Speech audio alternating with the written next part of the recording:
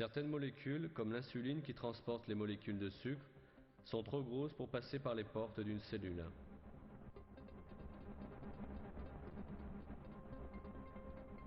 La cellule possède un système spécialement prévu pour des molécules si grosses mais utiles. La cellule étend un appendice spécial hors de sa membrane pour faire entrer l'insuline. L'insuline, qui est à l'extérieur, est attirée par cet appendice. Bien entendu, un contrôle de sécurité strict n'est pas oublié.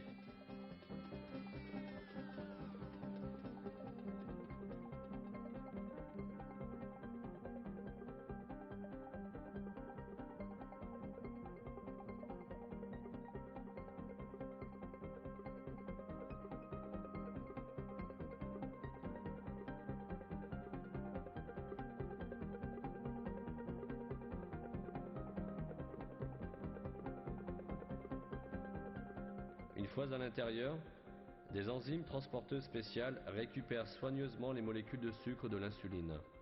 Les enzymes apportent les molécules de sucre qu'elles reçoivent de l'insuline aux mitochondries, qui constituent l'usine de production d'énergie de la cellule.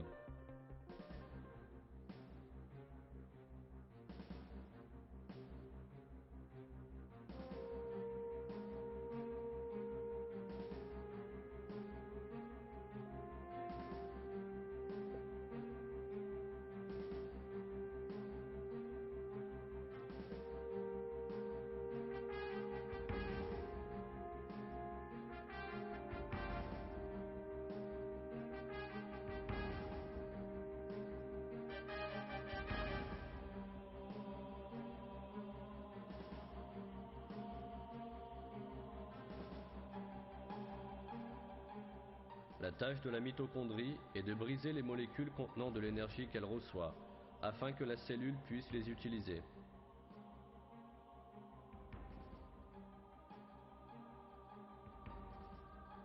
Produits à la suite de réactions très compliquées dans la mitochondrie, les paquets d'énergie ATP sont transférés aux compartiments appropriés de la cellule, là encore grâce à un mécanisme parfait.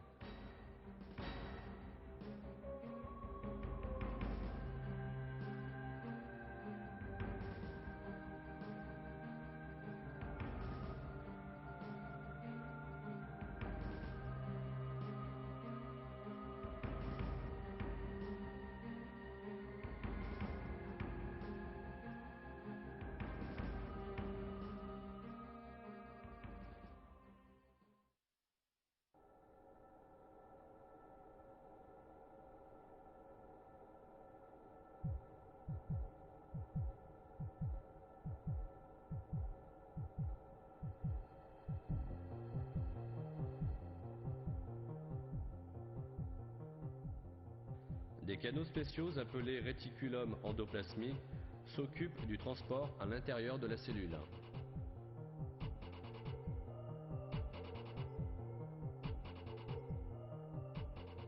Le noyau, qui ressemble à un gigantesque centre de traitement de l'information, est le cerveau du système complexe de la cellule.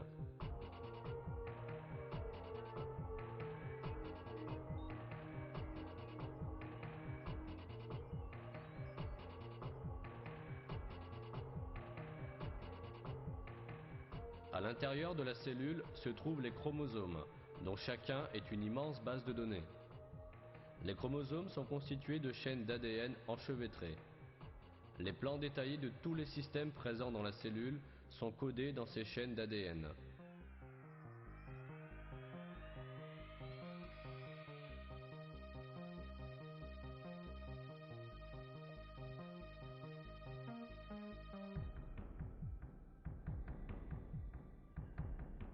Une chaîne d'ADN est semblable à une hélice en spirale composée de l'arrangement séquentiel de 4 molécules différentes. Ces 4 molécules différentes sont en fait un alphabet de 4 lettres.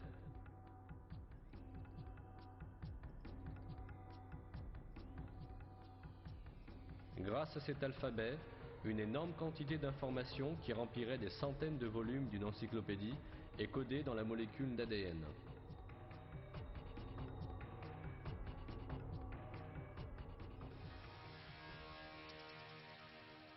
Ce système de codage comprend les plans de production détaillés des milliers d'enzymes et de protéines différentes utilisées dans la cellule. Les projets de toutes les molécules organiques qui seront structurées dans la cellule sont inscrits dans l'ADN dans leurs moindres détails.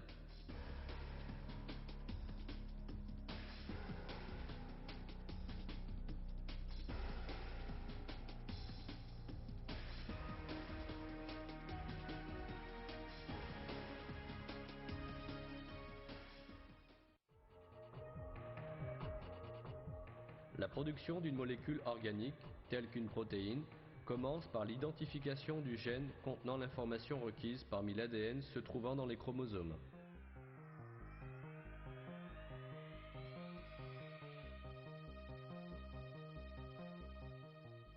Une enzyme chargée exclusivement de cette tâche ouvre l'ADN comme une fermeture éclair. Un autre groupe d'enzymes vient et divise les brins d'ADN en deux. Une autre enzyme parcourt un des morceaux ainsi partagés et lit et copie rapidement les données qui y sont encodées. Une copie parfaite du plan de production contenu dans l'ADN a maintenant été obtenue. Une fois la duplication achevée, les enzymes referment l'ADN et le ramènent à son état initial.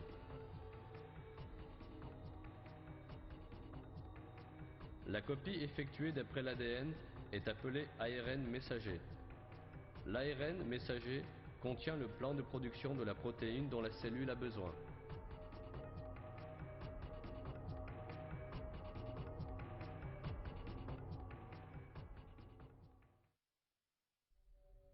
La production de protéines elle-même a lieu à un autre endroit de la cellule.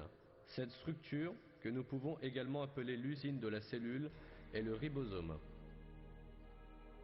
Le ribosome comporte un système de production parfait. L'ARN messager pénètre par une extrémité du ribosome et progresse lentement. Pendant ce temps, des transmetteurs, appelés molécules ARN de transfert, transportent jusqu'au ribosome les acides aminés, qui sont les composants nécessaires à la production de la protéine, dans un état complet et dans l'ordre correct.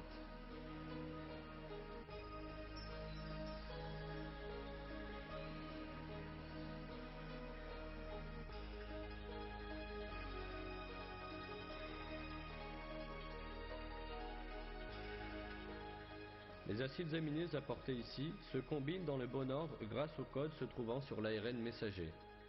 Pendant que l'ARN messager progresse, l'acide aminé correspondant aux données qui y sont codées est ajouté à la chaîne. Le résultat est une nouvelle protéine.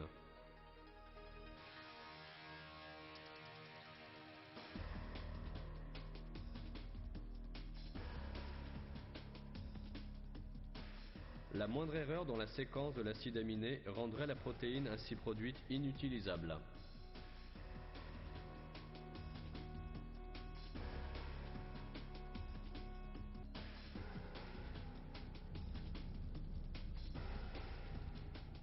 Pourtant, de telles erreurs n'arrivent pratiquement jamais. La production terminée, la protéine quitte le ribosome pour aller accomplir sa tâche.